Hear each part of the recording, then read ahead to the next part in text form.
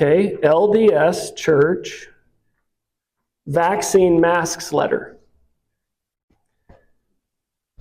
And you probably all remember this, right?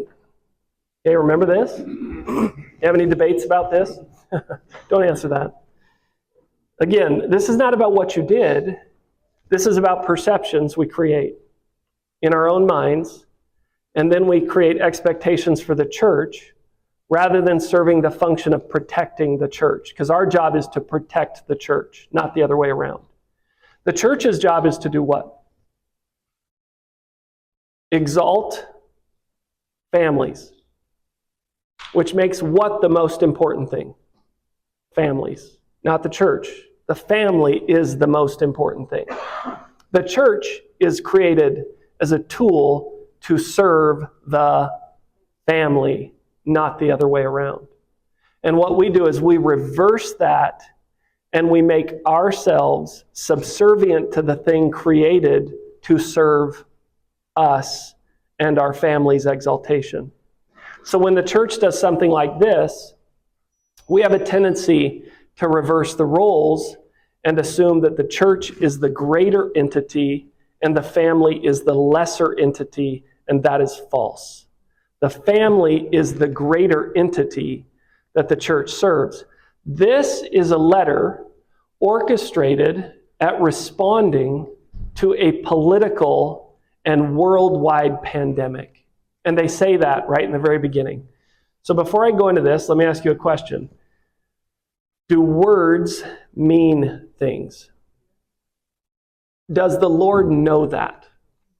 What does the Lord say He is? He is the Word. Okay, He is also our advocate with the Father, which means He does things by words and by speech. Okay, now do sentences mean things? Do periods and commas and do paragraphs mean something? If they do, what is the purpose of a paragraph? To distinguish topics. Okay? What is the purpose of a period? To conclude a sentence. How do you define the parameters of words and sentences? You place them behind periods and in paragraphs, and you separate them from each other. Now, if you think that is nonsense and too difficult, then congratulations, remain dumb your entire life, right? Don't choose to be an intelligent person. Because if you think being intelligent is not a choice, you got another problem. Being smart is a choice, and you get to choose to be smart. Now, you could say, well, the church doesn't think that way. Okay, then that's all the more reason for me to think on my own, because if the people at the top aren't thinking, we're all in trouble, right? Now, how many of you think a doctor, a lawyer, and an educator aren't thinking? These are smart guys inspired by God, called of God, sustained of God, who know what's going on. Watch their words, sentences, periods, and paragraphs. Notice now in the law, this doesn't mean anything, okay? Don't believe anything I'm about to say, because I have no idea what I'm talking about when it comes to interpreting what these guys are thinking. I have no idea. But I can tell you as a lawyer that a letter filed with a court that has no legal salutation is not of efficacy. It doesn't count. You have to put a legal salutation on it. Do you know why? Because it affirms that somebody attests to the truthfulness of what is said. And if somebody's not going to attest to the truthfulness of what is said, it's not a verifiable document in court. Notice there is no legal salutation. Not only is a legal salutation required, a signature is required. There is no signature here. This document literally has zero legal value, zero. Okay? Now, they're probably not going for legal effect here, but it still doesn't have any value. None, literally none.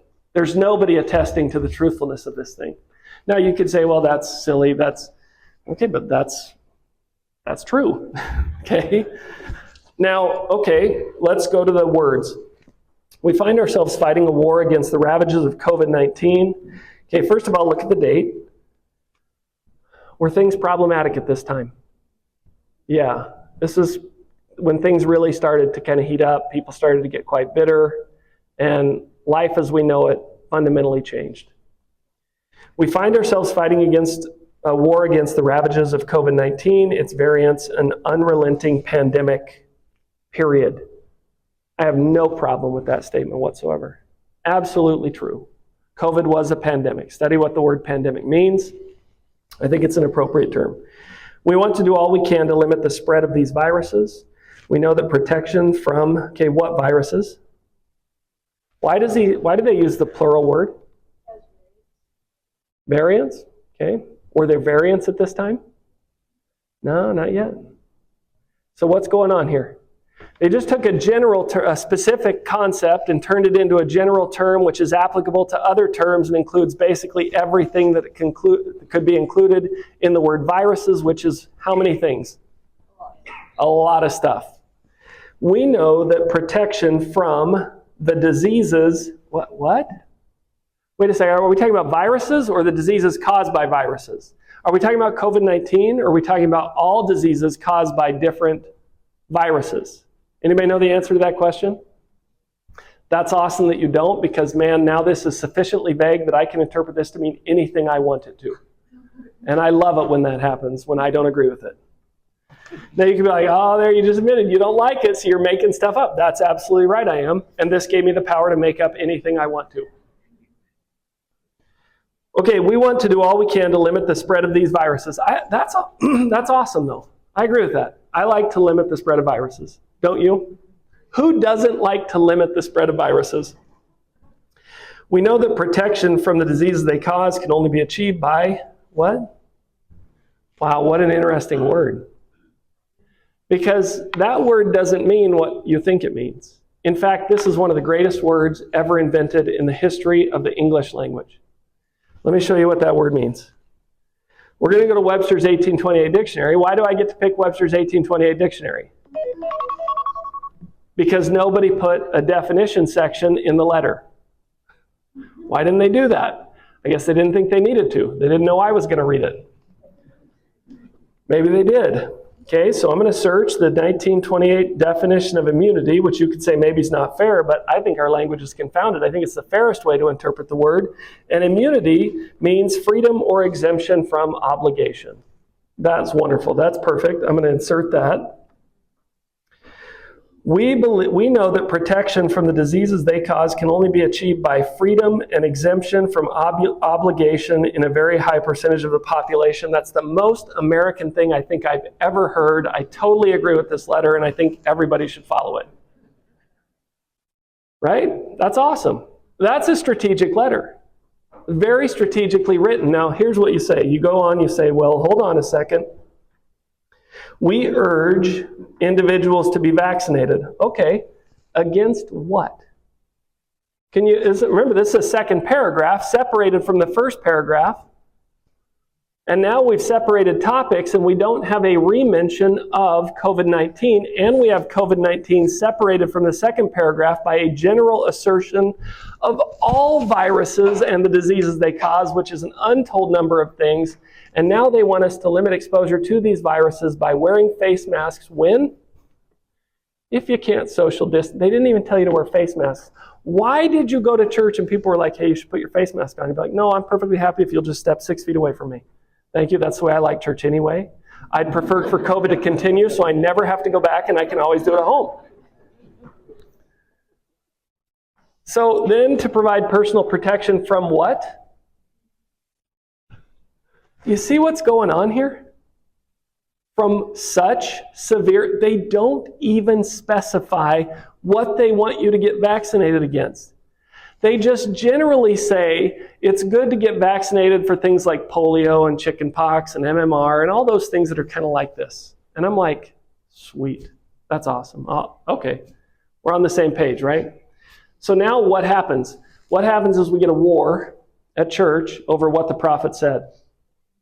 And I get to tell you what I think he said, and you get to tell me what you think he said, and we get bitter at each other. And the Lord very specifically says in the Book of Mormon, there should not be disputations and contentions among you. And our prophet very specifically said, you better go get your own personal revelation or you will not be able to spiritually survive in the time ahead. And yet we all still want to go judge each other on what we did, what we didn't do. And I want to propose to you after we come back from a little break that there's a reason you have been programmed to behave this way and you may not know it. And you've got to tackle that programming as soon as possible to free yourself from a situation in the world today that is going to spiral out of control, which is prophesied to happen and is purposefully placed in your path so that you will not see the coming of the Lord clearly.